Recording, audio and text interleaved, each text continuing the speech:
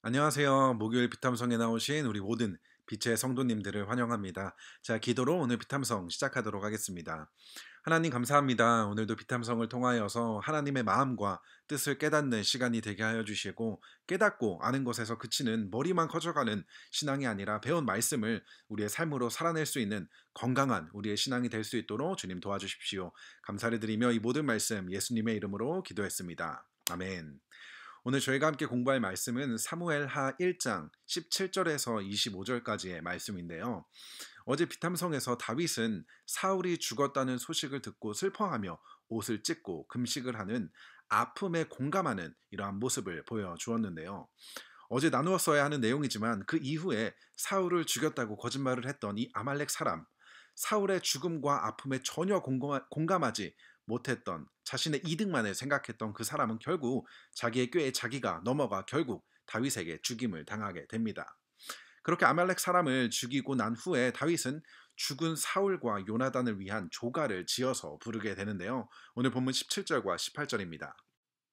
다윗이 사울과 그의 아들 요나단의 죽음을 슬퍼하여 조가를 지어서 부르고 그것을 활 노래라 하여 유다 사람들에게 가르치라고 명령하였다. 야살의 책에 기록되어 있는 그 조가는 다음과 같다.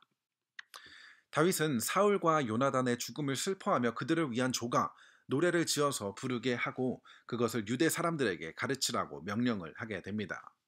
그리고 그 노래의 제목을 활노래라고 지으게 되는데요. 왜 이 제목의 노래가 활이었을까요? 뭐 그 당시 활을 악기로 사용했다고 이야기하시는 분들도 계시지만 그보다는 이후에 본문에서도 나오게 되지만 요나단의 주 무기가 활이었고 요나단이 다윗과 헤어지기 전에 활을 쏘아서 그것을 암호로 주고받고 또 실제로 둘이 헤어질 때 요나단은 자신이 쓰던 활을 다윗에게 주기도 했었는데요. 아마도 요나단의 무기였던 이 활을 기억하며 전쟁으로 죽은 요나단 그리고 사울을 기억하기 위해 만든 노래로 보여집니다. 그리고 이 노래가 야살의 책에 기록되어 있다고 이야기하는데요. 야살의 책은 다윗과 솔로몬 시대 때 역사의 주요 사건들에 대한 편집한 시를 모아놓은 책인데 오늘날에는 전해지지 않는 책입니다. 그렇게 다윗은 사울과 요나단의 죽음을 슬퍼하며 그 조가를 만들고 유다 사람들에게 가르쳐서 이 노래를 모두가 알 수 있도록 말해주게 되는데요. 그 내용은 다음과 같습니다. 19절에서 21절입니다. 이스라엘아, 우리의 지도자들이 산 위에서 죽었다. 가장 용감한 우리의 군인들이 언덕에서 쓰러졌다. 이 소식이 가드에 전해지지 않게 하여라. 이 소식이 아스글론의 모든 거리에도 전해지지 않게 하여라. 블레셋 사람의 딸들이 듣고서 기뻐할라. 저 할례 받지 못한 자들의 딸들이 환호성을 올릴라. 길보아의 산들아, 너희 위에는 이제부터 이슬이 내리지 아니하고 비도 내리지 아니할 것이다. 밭에는 재물에 쓸 곡식도 거둘 수 없을 것이다. 기브아의 산에서 용사들의 방패가 치욕을 당하였고 사울의 방패가 녹슨 채로 버려졌기 때문이다. 다윗의 노래의 이 가사들을 보게 되면 사울과 요나단 그리고 많은 이스라엘 군인들이 길보아의 산에서 죽었고 그로 인해 그들이 죽었던 이 길보아의 산들을 좀 저주하는 것처럼 보이기도 하지만 한편으로는 이러한 산들 또한 그들의 슬픔에 함께 애도를 해야 한다는 것으로 보이고 있습니다. 그런데 여기서 중요한 것은 20절에서 사울과 요나단의 죽음이 가드와 아스글론의 모든 거리에 전해지지 않게 하라고 이야기를 하는데요. 왜냐하면 이 소식을 듣게 된다면 적군인 블레셋 사람의 딸들이 기뻐하고 환호성을 올릴까 염려했던 것입니다. 하지만 사실 그들은 이미 다윗보다 먼저 사울과 요나단의 죽었다는 이 소식을 들었을 가능성이 굉장히 높은데요. 그럼에도 불구하고 다윗은 이러한 사실들이 그들에게 전해지지 않기를 원했던 이유는 무엇이었을까요? 그 이유는 사울과 요나단의 죽음이 그들의 연약함이 다른 사람들의 웃음거리가 되는 것을 원하지 않았기 때문입니다. 그리고 여기서 우리는 그리스도인들의 교제가 어떠해야 하는지를 발견할 수가 있는데요. 바로 누군가의 부족함과 연약함은 험담을 하고 다른 사람들에게 퍼뜨리며 웃음거리가 되게 하는 것이 아니라 오히려 그들의 연약함을 품어주고 안아주어야 한다는 것을 노래의 가사에서 알 수 있게 된다는 것입니다. 탈무드를 보게 되면 험담은 세 사람을 죽인다고 이야기하는데요. 세 사람 중 한 사람은 험담의 대상자, 또 험담을 듣는 사람, 그리고 마지막으로 험담을 하는 사람, 이 세 사람 모두를 죽이는 것이 바로 험담이라고 이야기하죠.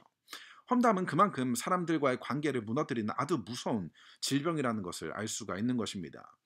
교회 안에서도 일어나는 문제들 중에서 이 험담이 아주 큰 비중을 차지하고 있는데요. 오늘 다윗의 노래를 통해서 우리는 누군가의 아픔과 연약함은 퍼뜨리고 우리가 험담을 하고 우리가 이야기 수근수근하는 것이 아니라 오히려 그것들을 품어주고 함께 아파하고 슬퍼하는 것이라는 것을 오늘 이 다윗의 가사를 통해서 알 수가 있게 되는 것입니다. 또 이어서 22절에서 24절을 보게 되면 원수들을 치고 적들을 무찌를 때에 요나단의 활이 빗나간 일이 없고 사울의 칼이 허공을 친 적이 없다. 사울과 요나단은 살아있을 때에도 그렇게 서로 사랑하며 다정하더니 죽을 때에도 서로 떨어지지 않았구나. 독수리보다도 더 재빠르고 사자보다도 더 힘이 세더니 이스라엘의 딸들아 너희에게 울긋불긋 화려한 옷을 입혀주고 너희의 옷에 금장식을 달아주던 사울을 애도하며 울어라. 오늘 본문의 22절과 23절을 보게 되면 사울과 요나단을 칭찬하며 그들의 무용담, 전쟁에서 있었던 일들을 이야기하고 있는 것이죠. 그들이 전쟁에서 얼마나 많은 활약을 했는지 이야기하고 있는 것입니다.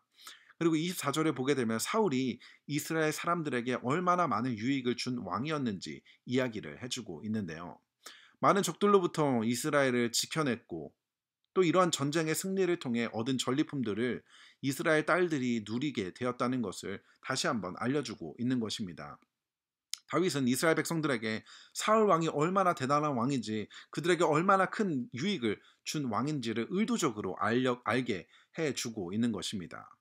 사실 우리가 사무엘상을 공부하면서도 사울 왕의 연약한 모습들을 너무나 많이 발견했지만 그로 인해 이스라엘 사람들 역시도 이러한 사울 왕에 대한 좋지 않은 인식을 가졌던 것으로 우리는 볼 수가 있습니다. 하지만 그런 사람들에게 다윗은 그렇지 않다.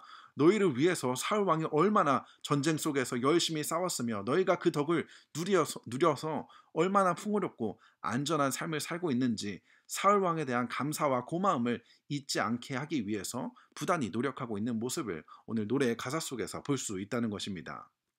다윗은 사울 왕의 연약함과 부족함은 감싸주고 안아주며 반대로 그의 장점들은 부각시켜서 많은 사람들로 하여금 사울에 대한 오해를 없애고 오히려 사울에 대한 감사와 고마운 마음이 생겨날 수 있게 해준 사람이었습니다.